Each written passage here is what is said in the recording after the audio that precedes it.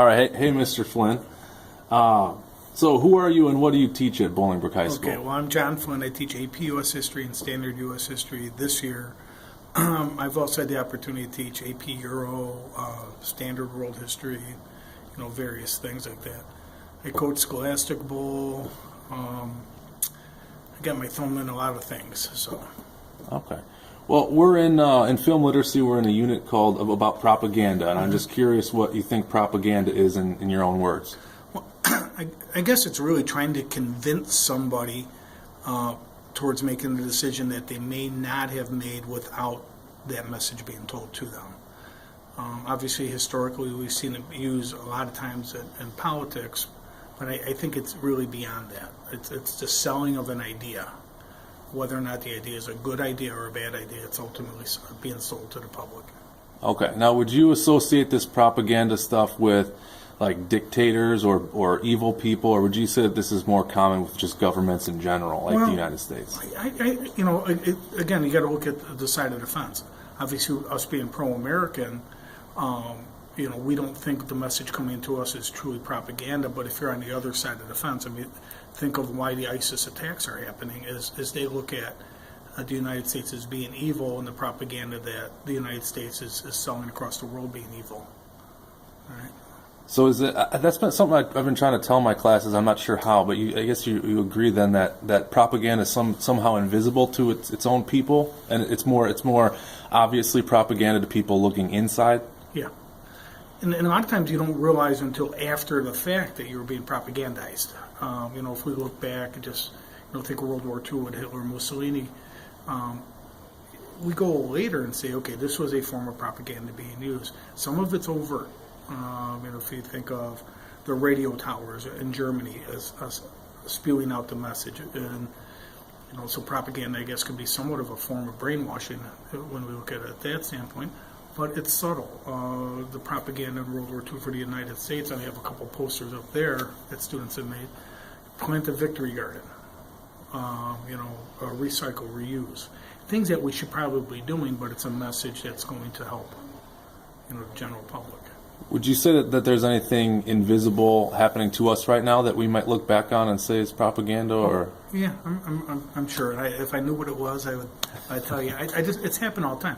But we've been concentrating on political propaganda, but we're in such a capitalistic society. Every time you hear an advertisement, you've got to look at that. And one of your questions you were posing was capitalistic propaganda. Well, that's happening. Do I really need that product?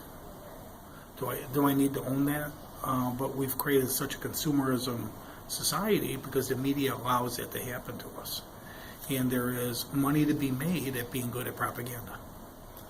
So the advertisements that we see on TV, but also like we're saying more of a subtle way, like how products are placed inside movies, is that capitalist propaganda?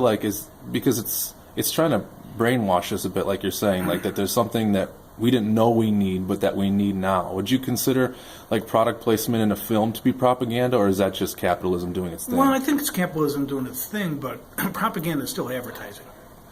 It's getting a message out, getting people to do things that they ultimately wouldn't do without that message. And sometimes it's as subtle, other times it's bombardment. I think all these technologies and all these media outlets, we're numb to it. We don't really know what's happening to us. Okay. Would you agree with the idea that advertisement generally tries to make you unhappy and then provide a solution? Like, there's this. We were talking about Spectre, the James Bond film. They're showing people who are flashy and satisfied. They're self-confident, and 007 gets all the women.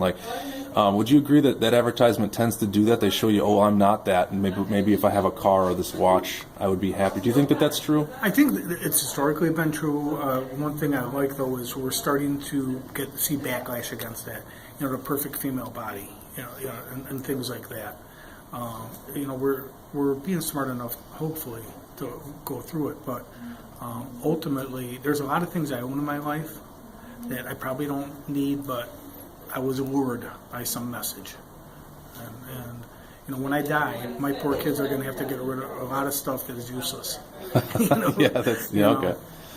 So you said there's a light at the end of the tunnel, we're maybe seeing that this isn't an effect, doesn't necessarily mean it's the most effective way of doing things. But do you think that traditionally then, like, that would make us less happy as a nation, that we're constantly being barraged with images that make us unhappy and then show us the solution is buying products? And you probably know some more of these studies, but Americans in general are not a happy, a citizen group, because we always feel like we want more and that we should have more.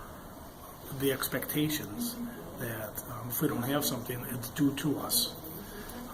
And I would have to say that if I look at the kids in the classroom, the kid with the better cell phone, the kid that's dressed a little bit better, it's a one-upmanship. And I think we sort of bred that in our country. Is it all bad? I don't know if it's all bad. It's just, we're different human beings, but I think the more you want, the more unhappy you are because you're not getting everything you want. That makes sense. I guess I just have one final question. Then, are there any? Can you give us an example of one type of propaganda? Do you know that off the top of your head? I heard there's different ways that you can do this, like bandwagoning, or I don't know if there's different names for these things. Explain bandwagoning. Maybe I. Yeah, I don't really remember either. Okay. But okay. If I. We're gonna get the political propaganda. Obviously, what just happened in Paris here in the last 72 hours. We're going to get a lot of propaganda rhetoric, and I think, which I'd be behind, obviously. Mm-hmm. Okay. Again, it's a message to get those fence sitters to actually be proactive about something, and so I think there is propaganda that is positive. Okay, get us to act, and it's more of a nationalistic idea. We'll probably sell more American flags here over the next month than we've had since 9/11. That's an interesting point to bring up. I'm glad you brought it up. Like, propaganda can be good. Like, if a government thinks that we really should be doing something in the best interest of the nation, it is propaganda that would be good if it gets, like you're saying, the fence sitters to take a stance and do what's best for the nation. Yeah. And, so... A lot of it's which lens you're looking through, and if it's propaganda or if it's a message we should hear. So I don't know. Was propaganda usually a negative connotation, do you think? It tends to have a negative connotation, but I don't think that's a true statement, because if I look at when we do a propaganda poster project, which I'll be doing, I think, in 2 weeks with my standard U.S. classes, they were all for positive things that the United States wanted to implement. Like I talked about rationing, victory gardens, and things like that would help the war effort. But if you were from the flip side of it, if you were the German, you were the Italian in the war, okay, you would probably point at that propaganda as being a negative thing. I got you.